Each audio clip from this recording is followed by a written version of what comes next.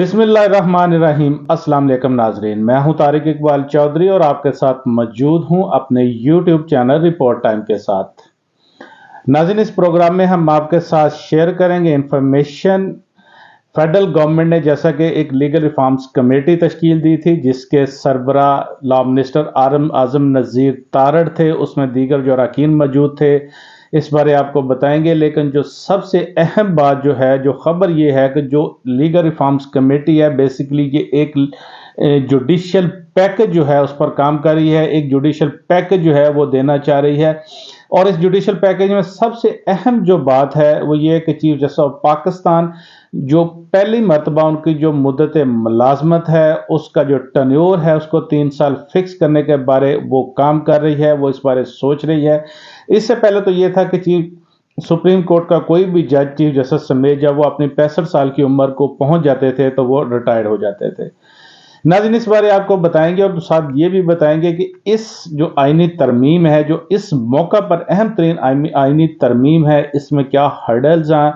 اور اس سے اگر یہ ترمیم ہو جاتی ہے تو اس سے کس طرح سے ججز افیکٹ ہوں گے، خاص طور پر وہ ججز جس کو گورنمنٹ سمجھتی ہے کہ وہ سابق چیف جسٹس جو ثاقب نثار یا سابق چیف جسٹس آصف سعید کھوسہ وہ ان کے بہت قریب تھے یا وہ دوسرے کیمپ میں تھے، جیسے کہ جسٹس منیب اختر، جسٹس عائشہ ملک جو کہ پاکستان کی پہلی چیف جسٹس آف پاکستان بننے کا اعزاز حاصل کریں گی، تو ان کے ٹینیور پر کیا وہ جو افیکٹ ہوگا اس بارے آپ کے ساتھ بات کریں گے۔ سب سے پہلے تو آپ کو بتائیں کہ جو گورنمنٹ کی 8 رکنی جوڈیشل جو لا ریفارمز کمیٹی ہے، لیگل ریفارمز کمیٹی، اس میں جو لوگ شامل ہیں بیسیکلی تو اس میں شامل لوگوں میں ایک سابق اٹارنی جنرل جیسے کہ مخدوم علی خان، انہوں نے اس کی معذرت کر لی تھی اس کمیٹی میں۔ انہوں نے ایک لیٹر لکھا تھا جس میں لیٹر میں انہوں نے کہا تھا گورنمنٹ کو کہ جی میں اس کمیٹی میں نہیں شامل ہو سکتا، میں ایک پروفیشنل وکیل ہوں، اس لیے انہوں نے کہا جی کہ اس پر ان کمیٹی میں ان کو شامل نہ کیا جائے۔ اچھا ناظرین، اس کمیٹی میں اب جو دیگر لوگ شامل ہیں جیسے کہ ان کے گورنمنٹ کے کچھ لوگ ہیں، جیسے وزیر خارجہ اسحاق ڈار ہیں، زاہد حامد ہیں، شاہد حامد ہیں، اس کے علاوہ جو سپریم کورٹ بار ایسوسی ایشن کے صدر شہزاد شوکت وہ موجود ہیں، پاکستان بار کونسل سے جیسا کہ احسن بون موجود ہیں۔ یہ تمام لوگ جو اس میں شامل ہیں تقریباً یہ ایک ہی قسم ان کا وہ ذہن ہے، وہ گورنمنٹ کے جیسے وہ ان کے گورنمنٹ کے حمایت یافتہ یہ کہہ سکتے ہیں کہ یہ لوگ ان کا میچ کرتا ہے یہ ذہن آپس میں۔ آپ کو بتاتے ہیں یہ لیگل ریفارمز کمیٹی بیسیکلی جو کہ اس کا کام جو تھا جو لیگل ریفارمز کرنا تھا، قانونی اصلاحات دینا تھا، لیکن اس کی آڑ میں اس وقت یہ چیف جسٹس آف پاکستان کا جو مدت ملازمت ہے جو اس کو فکس کرنے کے بارے میں سوچ رہی ہے، جو کہ پہلے 65 سال کی عمر میں جج ریٹائرڈ ہو جاتے تھے۔ اس مدت ملازمت جو اگر یہ 3 سال کر دی جاتی ہے تو اس سے کیا ایفیکٹ ہوں گے۔ پہلے تو آپ کو بتائیں کہ گورنمنٹ چونکہ جو جوڈیشل پیکج پر کام کر رہی ہے وہ چند دن میں اس کو انویل کرنے والی ہے، وہ سامنے آ جائے گا، وہ وکلا برادری کے سامنے آ جائے گا، لوگوں کے سامنے وہ آ جائے گا۔ ایک ڈرافٹ ہے جو منسٹری میں تیار ہو چکا ہے، اس ڈرافٹ میں جو سب سے اہم بات ہے جو گورنمنٹ جو واردات کرنے جا رہی ہے کہ چیف جسٹس آف پاکستان کی اگر 3 سال کے وہ مدت ملازمت کرنے میں کامیاب ہو جاتی ہے تو اس سے کیا اثرات ہوں گے۔ سب سے پہلے تو آپ کو بتائیں کہ اگر وہ 3 سال کی مدت ملازمت کرنا چاہتی ہے، چیف جسٹس کے ٹنیور کو فکس کرنا چاہتی ہے، تو اس کو پارلیمنٹ میں 2/3 اکثریت جو ہے وہ چاہیے ہوگی۔ اس وقت آپ کہہ سکتے ہیں کہ جو پارلیمنٹ میں قومی اسمبلی میں تو جو گورنمنٹ نے 2/3 اکثریت حاصل کر لی ہے، وہ بیسیکلی 2/3 اکثریت کس طرح سے حاصل کی ہے کہ جو پی ٹی آئی کو جو ریزرو سیٹس تھی وہ ان کو نہیں دی گئی۔ الیکشن کمیشن آف پاکستان نے جیسا کہ وہ ریزرو سیٹس جو ہیں وہ مسلم لیگ نون کو دے دی، اس کے بعد انہوں نے یہ جو مال غنیمت ہے جس طرح سے پیپلز پارٹی، MQM اور دوسری جماعتوں میں تقسیم کر دیا۔ اسی ریزرو سیٹ کی بدولت پارلیمنٹ جو ہے قومی اسمبلی اس کی آپ کو بتائیں کہ اس وقت نون لیگ کے پاس جو کل 123 کے قریب سیٹس ہیں، इसी तरह पीपल्स पार्टी के पास 82 सीट्स हैं, उनके जो इत्तेहादी जमात है मुस्लिम लीग काफ जो है उसके पास भी 5 सीट है। तो नाज़रीन उनके पास इस वक्त तकरीबन 232 सीट्स हैं वो एक हुक्मरान इत्तेहाद के पास मौजूद हैं, और 228 चूँकि उनको चाहिए होती हैं 2/3 अक्सरियत के लिए, और जो पीटीआई या सुन्नी इत्तेहाद कौंसिल की जो रिजर्व सीट्स हैं जब उनको दी गई तो उसके बाद उनको वो 2/3 अक्सरियत मिल गई। और इसी तरह आपको सेनेट की बात करें तो सेनेट में थोड़ा सा डिफिकल्टी इस वक्त गवर्नमेंट के लिए मौजूद है कि वो 2/3 अक्सरियत जो हासिल करने के लिए उनको थोड़ी तगोदौ ज़रूर करनी पड़ेगी, लेकिन वो लगता यही है कि जिस तरह से गवर्नमेंट या इलेक्शन कमीशन काम कर रहा है तो जल्द ही वो इसको जो अपना टारगेट है वो पूरा कर लेगी। सेनेट में इस वक्त जैसे कि नाज़रीन आपको बताएं जो हुक्मरान इत्तेहाद है उसके पास तकरीबन को 57 सीट्स हैं, 57 सीट्स हैं मुस्लिम लीग नून, पीपल्स पार्टी, MQM और जिस तरह से उनके पास है, और उनको 2/3 अक्सरियत के लिए कुल 64 जो है सीट्स चाहिए, 64 सीट जो है उनका टारगेट है। अच्छा, अब इसके लिए अब उनको वहां पर करना क्या है कि मजीद 7 जो हैं उनको नशस्तें सेनेट में चाहिए, और चूंकि जैसा कि ये खैबर पख्तूनख्वा में जो सेनेट का इलेक्शन है वो रुक गया था, जैसे कि सेनेट का इलेक्शन जो है खैबर पख्तूनख्वा उन्होंने स्पीकर वहां उन्होंने उसके जो लोग हैं रिजर्व सीट्स पर जो पीटीआई की सीट दूसरी जमातों को बांटी जा रही थी तो उन्होंने उनका हल्फ लेने से इनकार कर दिया, जिसके बाद पीटीआई वो हाई कोर्ट में गई, हाई कोर्ट ने उनकी जो रेट पिटीशन थी वो खारिज की, और अभी वो सुप्रीम कोर्ट ऑफ पाकिस्तान का जो है उन्होंने डिसाइड किया, फैसला किया है कि दरवाज़ा खटखटाएंगे। इस तरह वहां पर अगर रिजर्व सीट दे भी दी जाए मुस्लिम लीग नून को तो वहां उनको 4 रिजर्व सीट्स मिलेंगी, जैसा कि अगर 4 रिजर्व सीट्स उनको मिल भी जाए 11 में से तो उनके पास फिर भी मजीद जो 3 नशिस्तें हैं उसकी ज़रूरत है, उनको चाहिए होंगी। वो इसके बाद JUI को अपने साथ में लाएं या इसके बाद वो दीगर किसी तरह से भी हासिल करें तो वो 2/3 अक्सरियत फिर हासिल कर पाएंगे, लेकिन ये टारगेट जो है इतना मुश्किल नज़र नहीं आता, जैसा कि वो एक जॉइंट सेशन है उसमें भी इसको लेके जा सकते हैं। तो नाज़रीन इसका बेसिकली इम्पैक्ट क्या है? एक तो इसका ये है कि जैसा कि सुप्रीम कोर्ट ऑफ पाकिस्तान में हम आपको बताएं जो अहम केसेस हैं अगर उनको डिसाइड कर दिया जाता तो शायद गवर्नमेंट के लिए ये बात बहुत मुश्किल हो जाएगी कि वो 2/3 जो अक्सरियत है या वो हासिल कर सकते तो शायद वो जो अपनी गवर्नमेंट है वो बरकरार रख सके। जैसा कि इस वक्त सुप्रीम कोर्ट ऑफ पाकिस्तान में एक जो इलेक्शन रिगिंग का केस है, एक तो उनके जो लीडर हैं शेर अफजल मरवत उनकी जानब से दाखिल किया गया है, लेकिन इसके बाद इमरान खान खुद उन्होंने भी सुप्रीम कोर्ट ऑफ पाकिस्तान में एक जो कॉन्स्टिट्यूशनल पिटीशन है वो दायर कर दी है। वो सुप्रीम कोर्ट ऑफ पाकिस्तान में इस वक्त इल्तवा में पड़ी है, उनके साथ उमर अयूब जो हैं वो उनके वो भी एक पिटिशनर हैं, को पिटिशनर हैं। तो नाज़रीन अगर ये पिटीशन लग जाती है, जैसा कि पिटीशन में उन्होंने एक तो रिक्वेस्ट की है जी कि इसमें जुडिशल कमीशन जो है वो फॉर्म किया जाए, जुडिशल कमीशन तश्कील दिया जाए जो कि इस सारे जो इलेक्शन रिगे गए जो इलेक्शन में धांधली जिस तरह से की गई है इसकी तहकीकात करे और तहकीकात के बाद वो अपनी जो है रिपोर्ट दे। दूसरा उन्होंने इसमें एक रिक्वेस्ट ये किया है कि जो बाइस्ड हैं जजेस या तसब जो रखते हैं पीटीआई के खिलाफ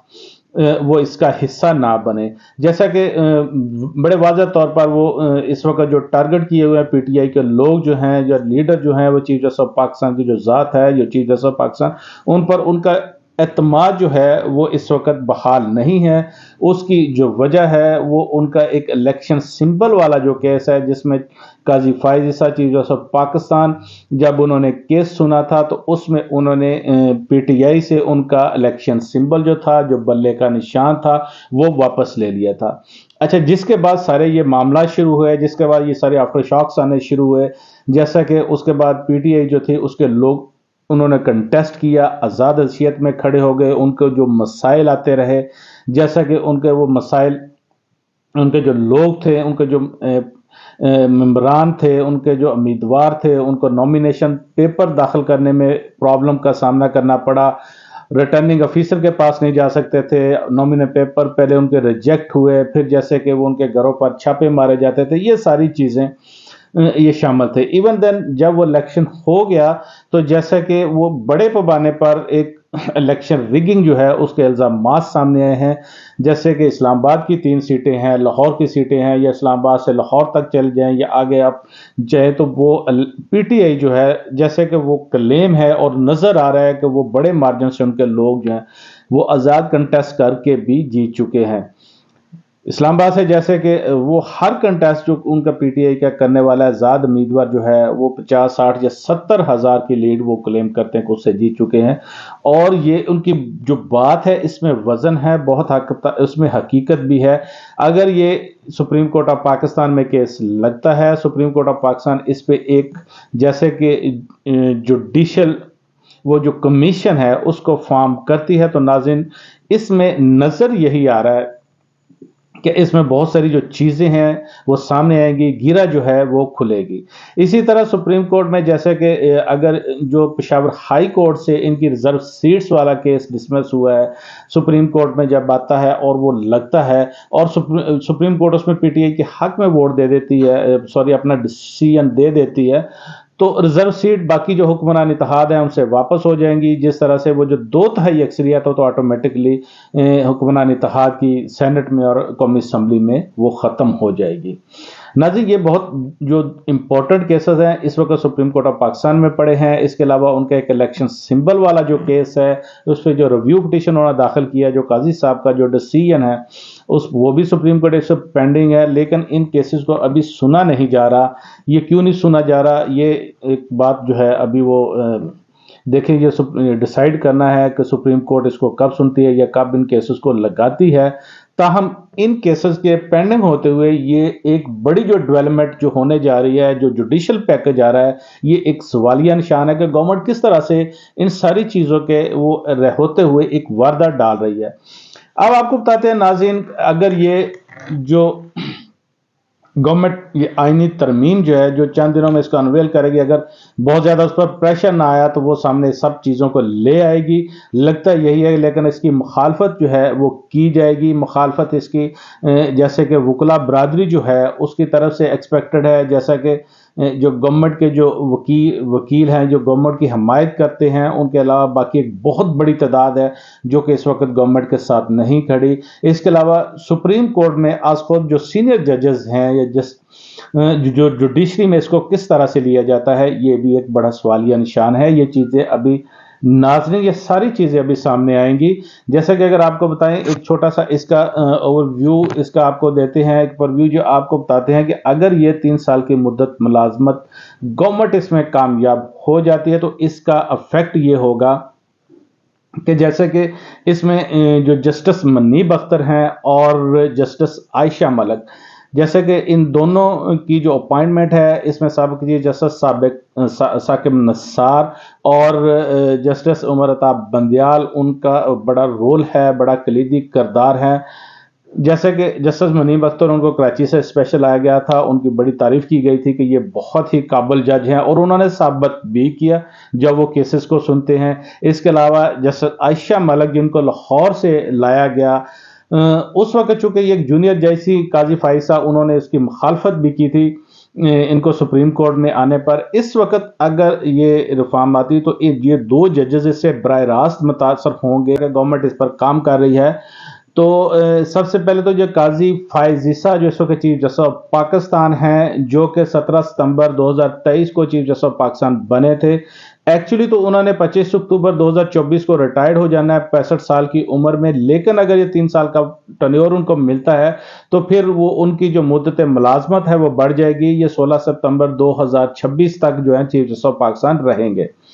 उसके बाद जैसे कि जस्टिस एजाजुल हसन थे, उन्होंने चीफ जस्टिस बनना था, जस्टिस एजाजुल हसन रिजाइन कर चुके हैं। तो अब वैसे भी जो जस्टिस मंसूर अली शाह हैं उनको 3 साल का अरसा तो वैसे ही तकरीबन मिल चुका है जो चीफ जस्टिस पाकिस्तान रहेंगे, लेकिन अगर ये टर्न्योर को फिक्स कर दिया जाता है तो फिर ये काजी फाइज ईसा उनके बाद ये 17 सितंबर 2026 को जैसे कि अपने ओहदा संभालेंगे और 3 साल का टर्न्योर पूरा करेंगे। 16 सितंबर 2029 तक ये जाएंगे, ये सितंबर 29 तक रहेंगे। अच्छा नाज़रीन, इसके बाद क्या होगा कि इसके बाद जस्टिस मुनीब अख्तर जो है, अगर ये तरमीम नहीं आती तो उन्होंने चीफ जस्टिस ऑफ पाकिस्तान बनना है। अगर ये तरमीम आ जाती है तो जस्टिस मनीब अख्तर का जो चीफ जस्टिस ऑफ पाकिस्तान बनने का जो वो चांस है वो खत्म हो जाएगा, वो फिर चीफ जस्टिस पाकिस्तान नहीं बन सकेंगे। जस्टिस मनीब अख्तर, जैसा कि आपको पता है कि उन्होंने 13 दिसंबर 2028 को रिटायर्ड हो जाना है, और इस आईनी तरमीम के नतीजे में अगर ये आईनी तरमीम आती है तो फिर जैसे कि जस्टिस मंसूर अली शाह जो हैं वो 2029 तक फिर चीफ जस्टिस ऑफ पाकिस्तान रहेंगे। नाज़रीन, इसके बाद आपको बताते चले कि फिर जस्टिस याहिया अफरीदी जो हैं 17 सितंबर 2029 को वो ये ओहदा संभाल लेंगे। जस्टिस याहिया अफरीदी जो हैं फिर 16 सितंबर